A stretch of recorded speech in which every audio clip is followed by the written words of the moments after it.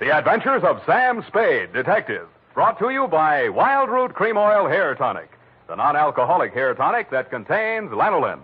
Wild Root Cream Oil. Again and again, the choice of men who put good grooming first.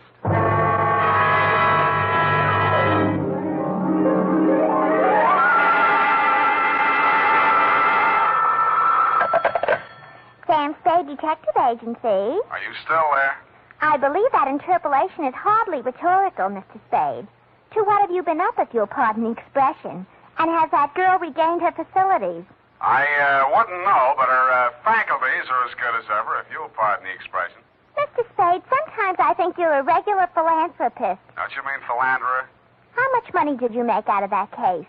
Well, I broke even anyway. That's what I mean. You're a philanthropist. Well, you know best, Bernadine. By the way, was that man really murdered with the buzzsaw, or was that just publicity? He really was, Bernadine. Why? There just happened to be one lying around. Oh, I don't mean that. Why was he killed? For the Wheel of Life. Oh, You're not going to ask what that is? some curio, no doubt. Listen, Bernadine, the Wheel of Life is, oh, well. I suppose I don't have to tell you to stay where you are. Just sit quietly with your book in your hand, and I'll be right down to dictate my report on the Wheel of Life caper.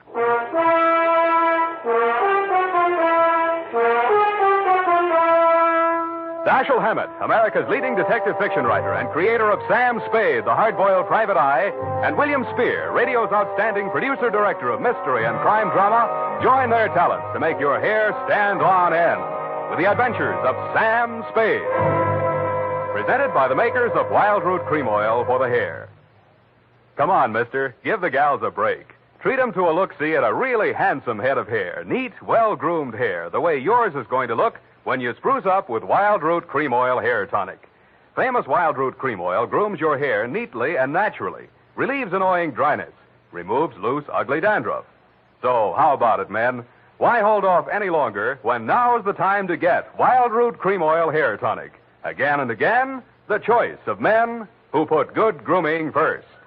And now, with Howard Duff starring as Spade, Wild Root brings to the air the greatest private detective of them all in the adventures of Sam Spade.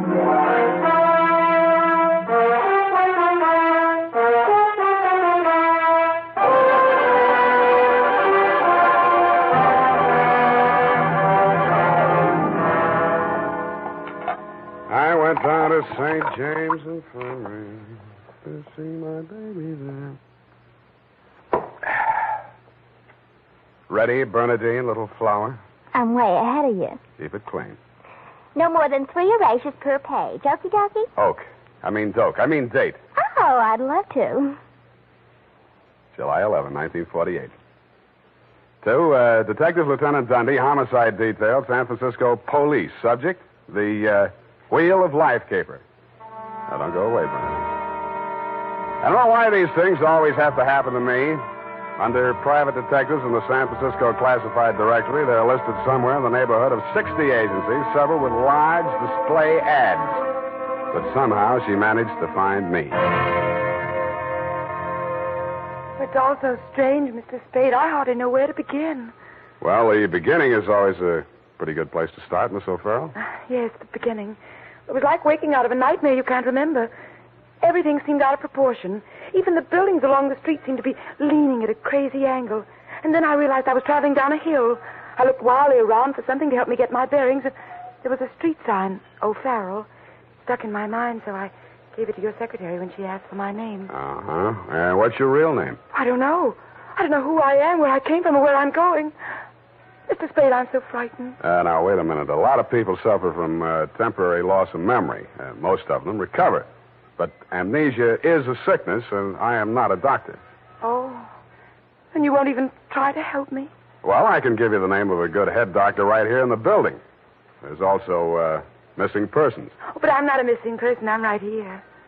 Yeah, I mean, where you aren't, somebody might be missing you, n'est-ce pas? But the police...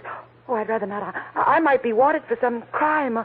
How do I know? You sure you want to find out? Oh, yes, I do. It's terrible not knowing. But I want to find out for myself. Can't you understand that? What do you think I can do for you? You might save my life. From what? I'll try to tell you exactly how it happened. First, I looked at my watch. It was 3 minutes past 10. The cable car stopped at the corner, and a man got on. I couldn't remember ever having seen him before, but then I couldn't remember anything. He sat down beside me, and he caught hold of my arm. I tried to pull away. Well, you can see the marks where he... Yeah.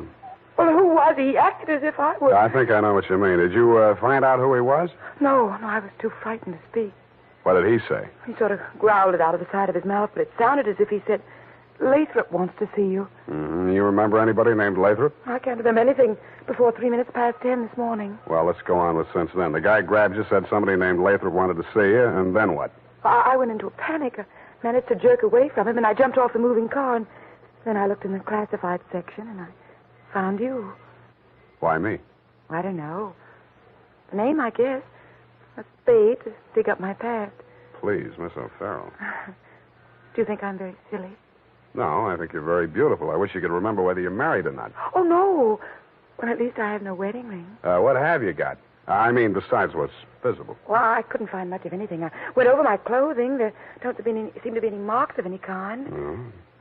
Well, you got any money? A little over $300. Let's have it. The purse, too. All right. Lipstick, aspirin, bobby pins, Kleenex. Nothing here. They couldn't have been bought in any drugstore. Powder. Hey, what kind of powder is this? Then there was this in my coat pocket. Match folder. Sailor's Rest Bar, Hotel Calcutta, 1100 Embarcadero. Little number written inside. 120. What's that, a room number? I don't know. My purse, you have to destroy it. Here's $10 of your own money. Buy a new one. Wow. Did you find something? Coin, Chinese bit. Good luck piece, probably sewn in by whoever made it, maybe in China. That ring any bells? No. No, I'm afraid not. Shoe. What? Your right shoe. Let's see it. Take it off. You aren't going to tear it up the way you did the purse, are you? Dust. Plaster dust. Is that a clue? I don't know, is it? I'm not a detective. Well, you are in this case, baby. If it doesn't mean anything to you, it doesn't mean anything. Well, it doesn't. That's everything. What am I going to do? Well, let me see. First, we better give you a name. O'Farrell's all right. You look like, Lana would do, but, well, that's in use. How about Poppy for forgetfulness? Poppy O'Farrell. That's a funny name. Oh, you think so?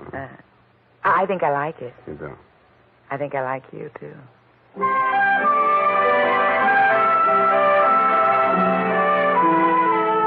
I liked her, too. There may have been blanks in her brain, but the rest of it figured. In the elevator, I started adding it up, and by the time we reached the street floor, it came to quite a tidy sum. Where are we going, Sam? Far, I hope. But first, we're going to find you a place to stay. Oh, yes, we must be practical. No use overdoing it, huh? Oh, no, Sam, I didn't mean... Wait. What's the matter? You remember something? That man, the one who followed me this morning, he's standing right out there waiting. The one in the straw hat leaning against the newsstand? Yes. Where are you going, Sam? You stay here. I just remembered something I hoped I could forget. Hello, Shuggy. What brings you back to town? Do I know you? That doesn't matter. I know you. The name you were using when you blew this town was Shuggy Bellows. You wouldn't take the risk of showing your face here again unless the caper was worth it. You got a big nose. Keep it clean. You've been tailing that girl all day. Why? Dame? What dame? Who's Lathrop? I don't remember. Okay, I'll give you a chance to think it over. Hey, officer! You dirty shamus yelling. No, no, you don't. Here, what's going on here? Break it up. Oh, Mr. Spade. Is this fella giving you trouble now? Yeah, what kind of a beat are you pounding here, Clancy? Letting a cheap grifter like this walk around with an armpit full of gun? Or are they handing out permits to characters like these these days? No, how about that, son? Have you a permit now? And a gope copper. Oh, so, one of them clever lads he is. Well, come along, me bucko, before I lose my temper and give you your lumps now. Okay, I'm coming. That's better now. Much obliged, Mr. Spade. I'll pay you for this, Shamus. And a goop to you, too.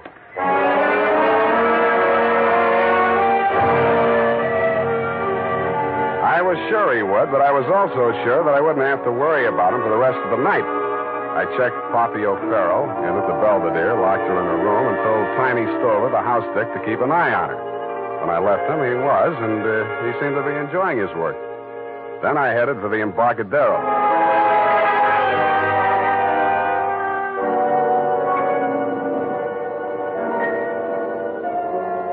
I found the Hotel Calcutta, but I couldn't find the lobby. There wasn't any. It had been squeezed out by the Sailor's Rest Bar. So I tried the bosun-type bartender. Howdy, mate. You got business aboard? Yeah, where do I find the purser? Hey, went ashore. All the officers went ashore except the janitor. He's passed out in his bunk. Oh? How about the passengers? You're in the thick of them right now. They spend most of their time and their money right here. Which one belongs to 120? You a dick? Yeah, but I got $10. Well, what I can tell you ain't worth it, but thanks anyway. He stayed in his cabin. I only saw him at once. That's when he went ashore. I says to the deck steward, that's room clerk to you. It was a general. He says, name of Korolenko. I noticed him because he was a real creep, see? 6'4", of solid brass. His head stuck up in the air, and he didn't move nothing from his stern to his shoulders. A real Frankenstein. Do I keep it then? Yeah. Do I get a look at his room? Yeah, sure. Go ahead. Who's stopping you?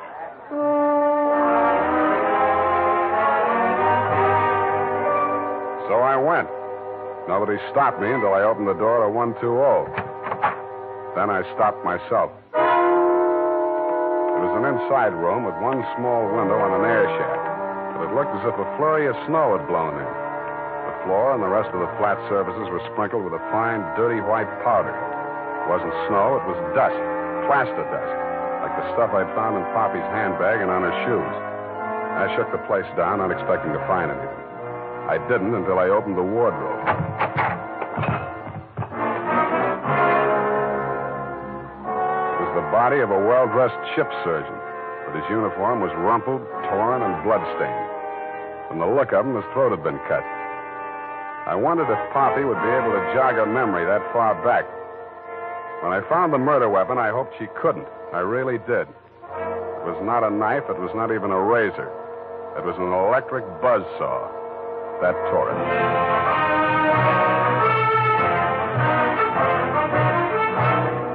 The makers of Wild Root Cream Oil are presenting the weekly Sunday adventure of Dashiell Hammett's famous private detective, Sam Spade.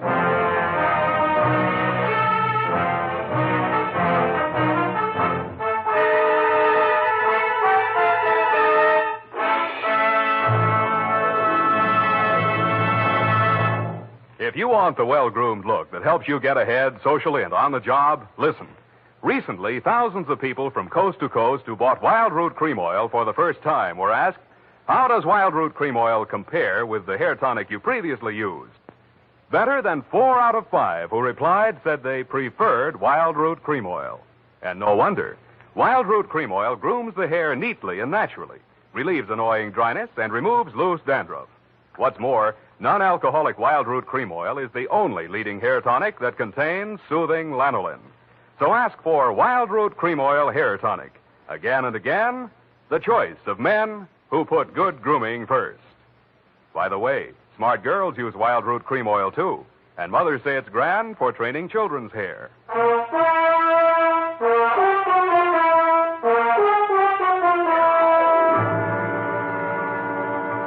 And now, back to the Wheel of Life caper. Tonight's adventure with Sam Spade.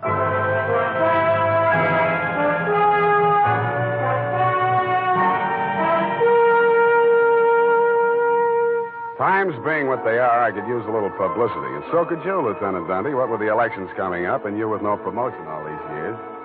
This one time, I got it instead of you and wished I hadn't.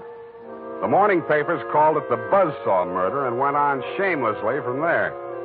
Horror killing related by Private Eye. Stan Slade, ex-Pinkerton man, mum on mystery woman. Elderly sleuth, dodges photographers, denies hotel visit, was in bed with Apple and good book, says Peeper. There wasn't a word of truth in it, mainly because nobody could get at the facts.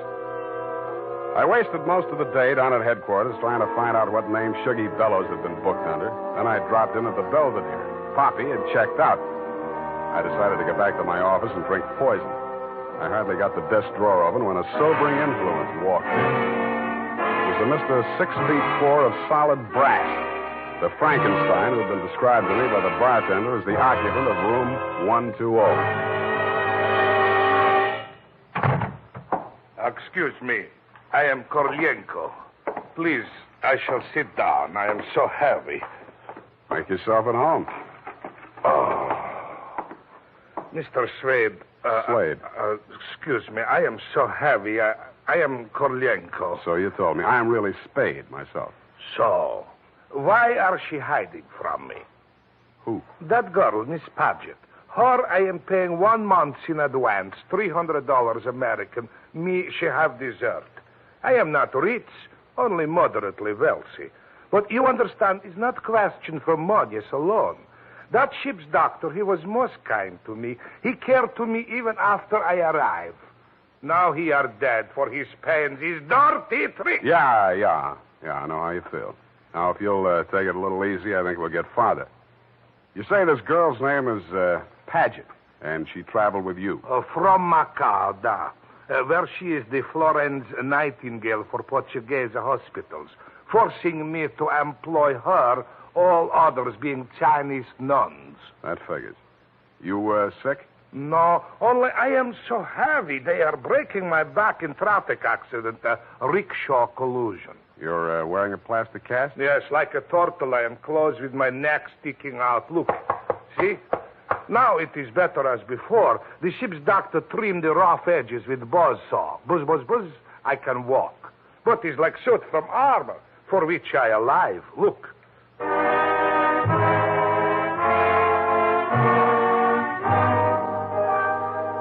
I looked again where he opened his shirt front, exposing the gray-white shell of plaster that surrounded his trunk from collarbone to hips. In a 6-inch circle over the left side of his chest, I counted 4 bullet gouges. I dug one of the slugs out and examined it. It was .32 caliber. The plastic cast, which was molded to the shape of his body, was no more than an inch thick. I didn't see how it had stopped the slugs, but it had. About then, the parts of Korolenko that were not held rigid in the cast began to tremble violently. Why are they doing this? Why? To a virtually helpless man. Why, Mr. Spade? Why? Where did you have that cast put on? Don't I said Macau? The Portuguese hospital there? The same. They are hanging me up with the neck and plastering me. Comes great pain, they put me to sleep from anesthetic. I are waking up in ambulance arriving at shipboard. Why you wish I should tell you my operation? More important things we should be discussing. I think so, too. I think Miss Paget and her friends had something they wanted to smuggle out of Macau and into San Francisco, and you're it. Oh, excuse me. I am not comprehensible. Look, I mean, while you were out with the anesthetic, they planted the goods, whatever they are, in or under your cast. Oh, that is why I am so heavy. The wheel. The what? The wheel. Look, I'll show you. He hauled a manila envelope out of his overcoat pocket and waved it in my face. I took it over to my desk and fished out the contents. It was a set of X-ray films. 3 of his spine, showing the fractures, 4 of the skull, 3 I couldn't figure out, and 1 of his rib cage, only something new had been added. In silhouette, it looked like the wheel off of a child's wagon. What is it, this wheel? What to do? 6 months I must remain in this straitjacket. If I remove it, I die. If I keep it on, they kill me to get their smuggle. Well, you look to me like the luckiest man alive. That wheel, or whatever it is, saved your life by stopping 4 slugs. But still I shall die. How shall I die? When shall I die? Your best advices, please. Korolenko, I think you better die right now. Excuse me? It's the only safe place for you. The morgue.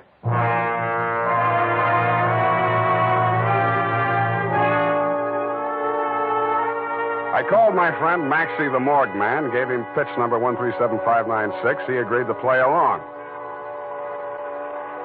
An hour later, I stood on the curb, head bowed, hat in hand, as the morgue wagon drove away into the gathering mist. Straight facing the way, What do you want, Shuggy? I want to blast this gun straight through you, and I will if you give me any excuse at all. You sound like you mean that, Shuggy. You're getting smart, Shamus. Now get going.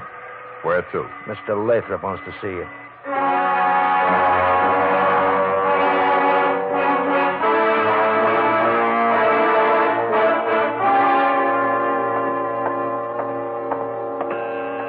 Oh, yes, coming. Ah, Shuggy, dear boy. You've not failed me this time. This will be the fabled Mr. Spade, eh? Come in. Ah, sit down, Mr. Spade. We'll talk. Tell your Gunzel to get that pistol out of my ribs. Oh, yes, indeed, Sugar. You mustn't overdo it. And get him out of here. I'm tired and nervous, and my price goes up $1,000 every minute he's in this room. When I get to 10,000, I kill him. Then the price jumps to 100 to take care of me on a murder rap. I should ought to plug you downstairs. Come, Sugar, don't be ungracious. You wait in the other room now. Okay, it's your party. I'll get mine later. Oh, dear. His bite's much worse than his bark, Mr. Spade. Don't start boring me so early in the evening. I came here to talk about the wheel. Oh, so you know about the wheel. I do better than that. I've got it. That may well be, but do you know what to do with it? I got two possibilities. I can turn it over to the cops and you with it, or I can sit on it until it hatches. A quaint conceit, sir. Round and round the little wheel goes, and where it shall stop, nobody knows. That's where you're wrong. It stops right here. So you better start placing your bets. Just what do you mean by that, sir? There's part of it. What is it? It's one of the slugs you Gunzel threw at Korolenko. I got 3 more just like it that I dug out of him before he was carried to the morgue. Well, an advantage, I'll admit, but hardly worth your while to take advantage of. Don't be too sure of that. Just how much do you know about the wheel? So far, it's been worth 2 human lives to you at the risk of your own. That tells me all I need to know. Oh, no, not quite. Men have been killed in holdups for a few paltry sovereigns, but the wheel is a horse of another color. Let's not change wheel horses in midstream, Mr. Lathrop. Yes. You must understand that the wheel has no absolute definitive value. Monetarily speaking, the British Museum might pay close on to £5,000, hot as it is, for the privilege of returning it. Occidentals aren't the puka sahibs that they once were in the Orient. The theft of the wheel, if countenanced by the Western powers, would have most grave consequences. Most grave. Are you attending, sir? Wake me up when you get to the point. The point, sir, is this. That little wheel of gold, is the wheel of life, which the Buddha himself is said to have received into his hands from paradise. Now, given such a relic, a few old Buddhist monks can set up a shrine which, even in the most miserable surroundings, can attract enough pilgrims to outgross Radio City, Madison Square Garden, and Miami Beach in season. To say nothing of Hialeah. Yes, quite. In short, we propose to act as booking agents for the wheel on a royalty basis with a percentage of the house. Mm-hmm. Why did you bring it to San Francisco? But, oh, gad, sir, were we to bargain in the Orient, we should be hacked to pieces in our beds. I'll settle for a lump sum and let you do the bargaining. And your price, sir? We can talk money later. First, I got to give the cops somebody for the doctor's murder and for Korolenko. Well, that ought not to be too difficult. When may I expect delivery? I'll check on it. I went out to St. James Infirmary. City morgue. Maxie, Sam Spade. Yeah, Sammy. Deal's okay. Send it up. The address is... Sam, wait. Yeah? Sam, he ain't here no more. What happened? Somebody claimed him. A girl. Said she's his daughter. What did he do? Went on playing dead like you told him to. Maxie, where did she send him? Avalon Mortuary, corner of Lynch and Haight. Okay, by the way... Yeah, Sammy? Maxie, put some clean sheets in that morgue wagon, size 16. I may be your next passenger.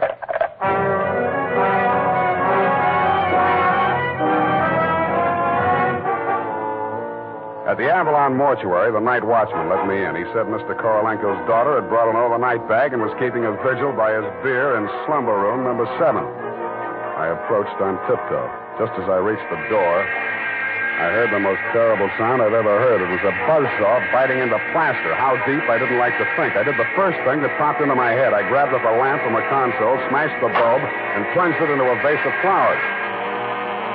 As luck would have it, slumber room number 7 was on the same fuse box. As luck would not have it, I was facing a desperate woman in the dark. I hugged the carpet while she emptied her gun. I hoped she didn't have a spare. I forgot about the buzzsaw. The room lighted up momentarily from the lights inside my head, and I staggered back against the wall. I waited for her to get her bearings again. There was no hope of me getting mine. Then I heard a big, hollow thud. The whole room shook, and the lights went on. Poppy O'Farrell and/or Paget lay on the floor under the stony weight of Korolenko plus 60 pounds of plaster. Get up! Get up, you pussy! kidding me? I can't. I'm so heavy. You comfortable there, Korolenko? Comfortable in such situation? Do you ask the turtle, are he comfortable? Is Faker on bed of nails? He's equally here as elsewhere. Yeah, okay. Just hold her there until I get a statement. And he did. Item, statement by the aforesaid. It was like waking out of a nightmare you can't remember. Everything seemed out of proportion. That was her story, and I had to admire the way she stuck to it. But if you keep trying, I'm sure she'll get back enough of her memory to confess that she planted the wheel of life in Korolenko's turtle shell when she decided to double-cross Shuggy and Lathrop. They never tunneled to her hiding place. They were gunning for Korolenko because they thought Poppy was working with him, which was true in a way, but not the way that they thought. That's why they tortured the doctor in an effort to learn Kay's whereabouts. I understand your boys have picked up the rest of the trio, and they can tell you everything except why I conceived the brilliant idea of having Korolenko play dead. Between you and me, amnesia's a handy little gadget to have around, Dundee. I'm trying to draw a few strategic blanks myself. Period. End of report. Pardon me, Mr. Spade. Yes. There are just a few little coincidentals that I do not find entirely reprehensible. Such as? Well, I don't want to appear lucid or anything of that type. Believe me, you doesn't. I mean, don't it? Oh, you say the sweetest thing. But it's about the wheel. Oh, yes, the wheel. Well, I'll tell you what you do. You type that up. I've got to call in about that now.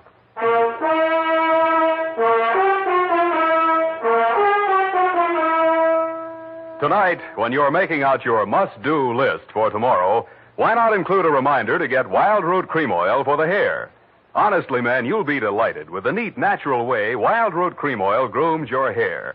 The way it relieves that annoying dryness and removes loose, ugly dandruff. Just try it and see if I'm not giving you a good steer. Make a note right now to call at your drug or toilet goods counter for Wild Root Cream Oil. Get the big economy bottle and the handy new tube that's easy to pack when you travel. Also, ask your barber for a professional application of Wild Root Cream Oil Hair Tonic. Again and again, the choice of men who put good grooming first. Did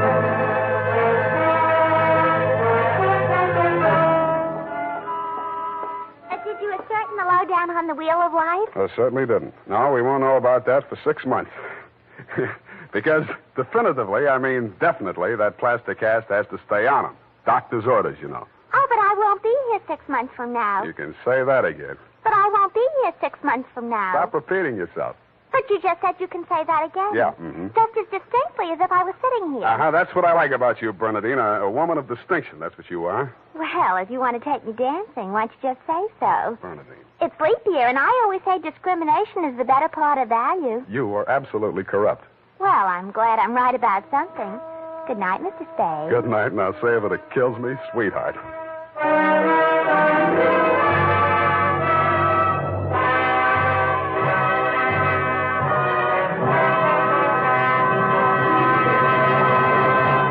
The Adventures of Sam Spade, Dashiell Hammett's famous private detective, are produced and directed by William Spear. Sam Spade is played by Howard Duff.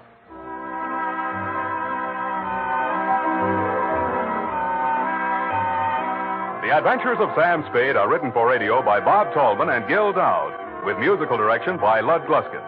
Gil Dowd directed tonight's broadcast in William Spear's absence. Join us again next Sunday for another adventure with Sam Spade, brought to you by Wild Root Cream Oil. Again and again, the choice of men who put good grooming first.